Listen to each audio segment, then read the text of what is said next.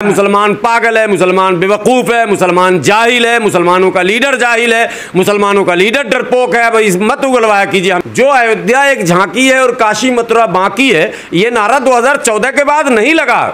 भारत के मुसलमानों को ये समझना चाहिए और इन मौलानाओं को समझाना चाहिए। मुल्क जलता रहा, मस्जिद मंदिर होता रहा, लेकिन जमीयत उलमा हिंद ने कांग्रेस का दामन नहीं छोड़ा। अल्लाह का दामन छोड़ दिया, रसूल का दामन छोड़ दिया, कांग्रेस का दामन नहीं छोड़ा और आज भी छोड़ने को वो तैयार नहीं है। जिस कांग्रेस के बारे में कहा जा रहा है कि मुल्क में अगर अमन प्यार भाईचारा चाहिए, मोहब्बत चाहिए, तो मोहब्बत की दुकान में आइए।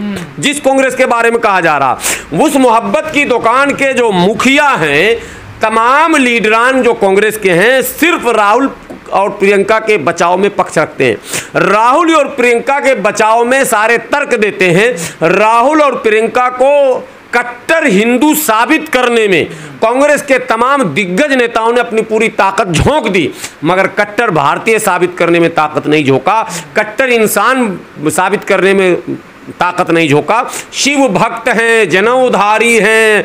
अब यही बोलना रह गया जो मोदी जी बोले अवतारी हैं। कुछ दिन में कांग्रेस के लोग राहुल गांधी को भी अवतारी भी कह देंगे। सौगंध राम की खाते हैं, हम मंदिर वहीं बनाएंगे, आधी रोटी खाएंगे, मंदिर वहीं बनाएंगे। बच्चा बच्चा राम का, जन्मभूमि के काम का, जिस हिंदू का खून न खौला खून नहीं वह पानी है, जन्मभूमि के काम न आए वह बेकार जवानी है। ये सारे नारे लगते थे, दीवारों पर लिखे जाते थे। सरकार कांग्रेस की थी।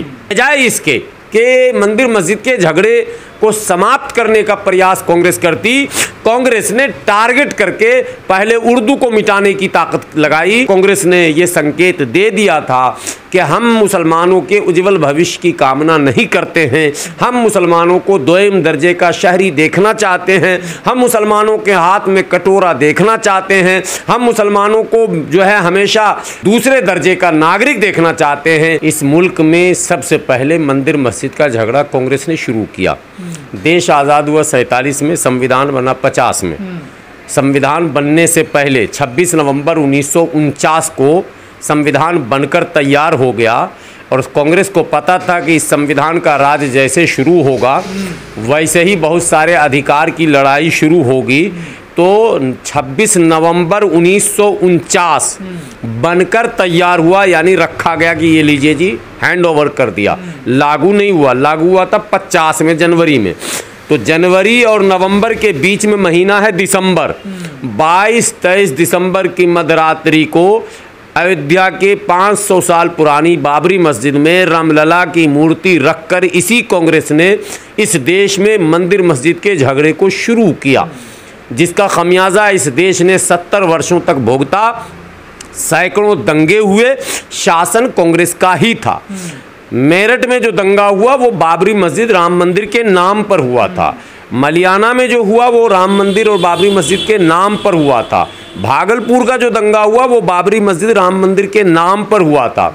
जो लोग भूल जाते हैं उन्हें याद करा दूं कि मंदिर आंदोलन जब संघ के लोगों ने चलाया, विश्व हिंदू परिषद ने चलाया, तो शहर शहर में इनकी रैलियां निकलती थी, कभी शिला पूजन के नाम पर, कभी किसी पूजन के नाम पर।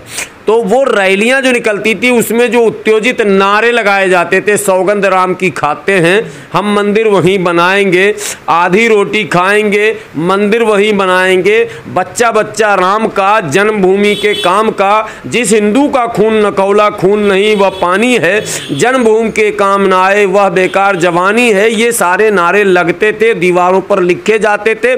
सरकार कांग्रेस की थी। बजाय इसके कि मंदिर मस्जिद के झगड़े को समाप्त करने का प्रयास कांग्रेस करती, कांग्रेस ने टारगेट करके पहले उर्दू को मिटाने की ताकत लगाई। और जो नेहरू का सपना था, हिंदू हिंदी हिंदू राष्ट्र, ये नेहरू का सपना था। गलत लोग कहते हैं कि सावरकर का, गोलवालकर का और फलां कर का, किसी कुर का नहीं था।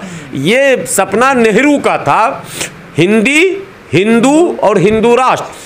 सबसे पहले हिंदी को राष्ट्रीय भाषा घोषित किया गया।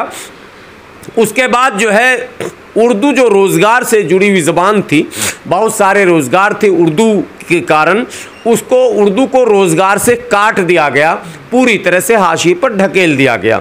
उर्दू बोलने वाले सड़क पर आ गए, उर्दू पढ़ने वाले सड़क पर आ गए, उर्दू एक बोलने और चालने की सिर्फ जुबान बनकर रह गई। उर्दू से रोजगार का कोई संबंध नहीं रहा। उर्दू में लिखना पढ़ना, दफ्तरों में उर्दू में काम काज सब समाप्त कर दिया गया पूरी तरह से। और इनडायरेक्टली चूंकि अधिकांश मुस्लिम उर्दू पढ़ते थे, ये समझिए कि मुसलमानों को रोजगार से किनारे कर दिया गया।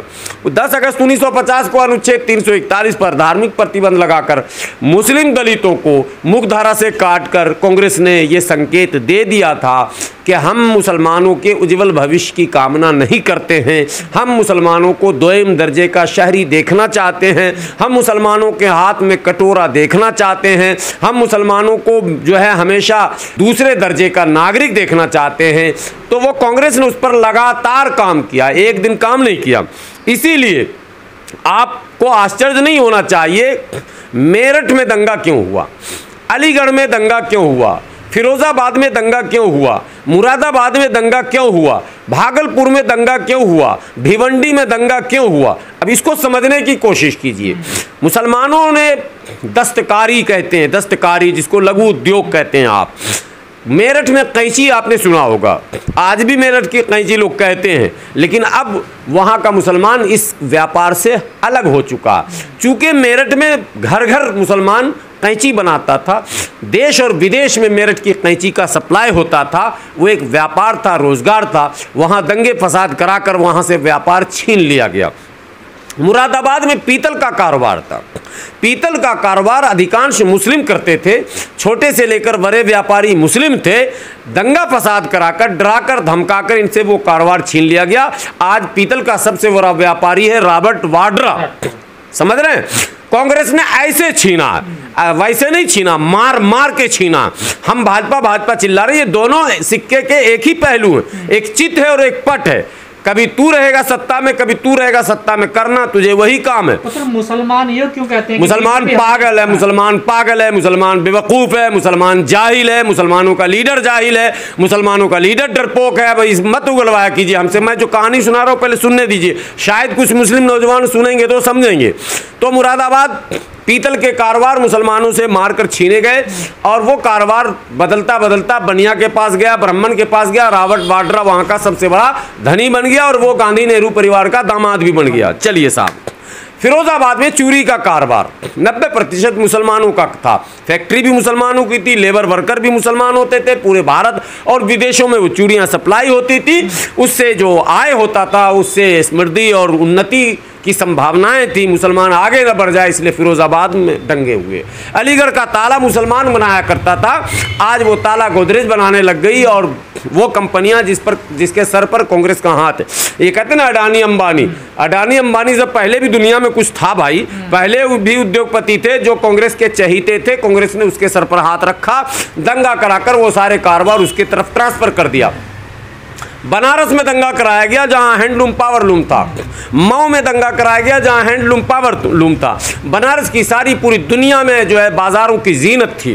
बनारस की साड़ी पहनकर हमारी माएँ और बहनें इतराती थीं, लगता था कि हमने कोई चीज़ पहन कर रखा। सलमा और बनारसी उस तमाम रोजगार को छीनकर आज वहाँ पावर लूम चलाने वाले 2 रोटी के मोहताज दिख रहे हैं, उनके लूम पर ताले लगे हुए हैं, उनका हथकड़घा बंद हो चुका है और कारोबार ठप हो चुका है। इसी तरह मऊ में लुंगी बीना जाता था, मऊ को टारगेट किया इन्होंने। भागलपुर का रेशमी चादर एशिया में सबसे फेम रेशमी चादर था। गर्मी चाहे जितनी हो, अगर उस चादर को आप ओढ़ लें तो मच्छर से भी बचेंगे और गर्मी का एहसास भी नहीं होने दिया जाएगा। वो चादर भागलपुर में बनता था। उस चादर के बनाने वाले मुसलमान थे, उसका ताना और बाना बुनने वाले मुसलमान थे, हथकड़घा चलाने वाले मुसलमान थे, पावर लूम के मालिक मुसलमान थे। इन्होंने पूरे भागलपुर शहर को जलाकर, आज सर्वे जाकर कर लीजिए, वो सारा कारोबार बनिया के हाथ में आ गया, ब्राह्मण के हाथ में आ गया, इनडायरेक्ट कांग्रेस के चहीते लोगों के हाथ में आ गया।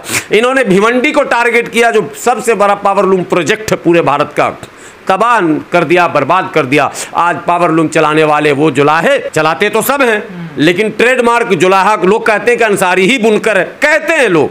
हालांकि मैं देखा हूं कि बुनकर बहुत सारा वर्कर है। तो उस अंसारी जिसकी बात आज मोदी जी कर रहे हैं, बनारस में आज अंसारियों की हालत, बुनकरों की हालत मैं कह रहा हूँ इतनी बुरी है कि आप उनके स्टोरी अगर उन पर बनाएंगे तो आपकी आंख से आंसू गिर जाएंगे। लोग कर्ज में मुब्तला हैं, लोगों ने लूम को बेच दिया, कर्ज छोड़कर भाग गए, कई जगह शहर छोड़ दिया, ये सारे हालात हैं।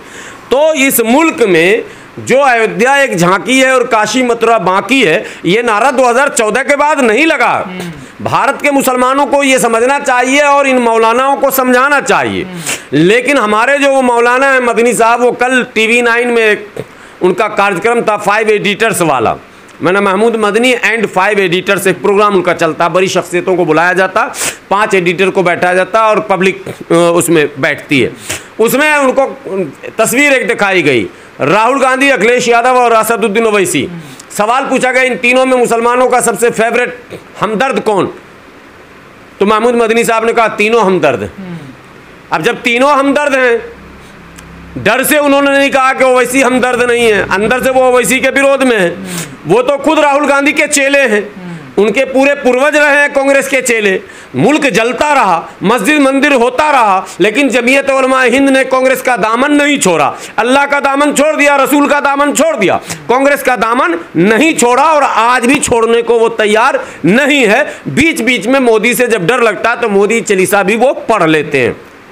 जो एक दो घटना घट चुकी है, 370 वाले में जकार्ता में जाके उन्होंने प्रेस कॉन्फ्रेंस भी कर दिया था मोदी जी के कहने पर। बहरहाल, तो अब ये समझना है कि जिस कांग्रेस को सेकुलरिज्म का अलंबरदार बताया जा रहा, जिस कांग्रेस को कहा जा रहा है कि सांप्रदायिक सौहार्द का वातावरण इसी के नेतृत्व में बनेगा, जिस कांग्रेस के बारे में कहा जा रहा है कि मुल्क में अगर अमन प्यार भाईचारा चाहिए, मोहब्बत चाहिए तो मोहब्बत की दुकान में आइए, जिस कांग्रेस के बारे में कहा जा रहा, उस मोहब्बत की दुकान के जो मुखिया हैं, तमाम लीडरान जो कांग्रेस के हैं, सिर्फ राहुल और प्रियंका के बचाव में पक्ष रखते हैं। राहुल और प्रियंका के बचाव में सारे तर्क देते हैं। राहुल और प्रियंका को कट्टर हिंदू साबित करने में कांग्रेस के तमाम दिग्गज नेताओं ने अपनी पूरी ताकत झोंक दी, मगर कट्टर भारतीय साबित करने में ताकत नहीं झोंका, कट्टर इंसान साबित करने में ताकत नहीं झोंका। शिव भक्त हैं, जनउधारी हैं, अब यही बोलना रह गया जो मोदी जी बोले अवतारी हैं। कुछ दिन में कांग्रेस के लोग राहुल गांधी को भी अवतारी भी कह देंगे, जननायक तो कहने लगे ना, जननायक वगैरह सब कुछ। तो हमारे यहाँ भी जमीयत उलमा हिंद में जो तखल्लुस मिला, जो लक़ब मिला, जो खिताब मिला, वो मिला फ़िदाए मिल्लत, और थे दरअसल में वो फ़िनाए मिल्लत। ये हैं जननायक, दरअसल में ये हैं खलनायक, इनको कहा जा रहा है जननायक।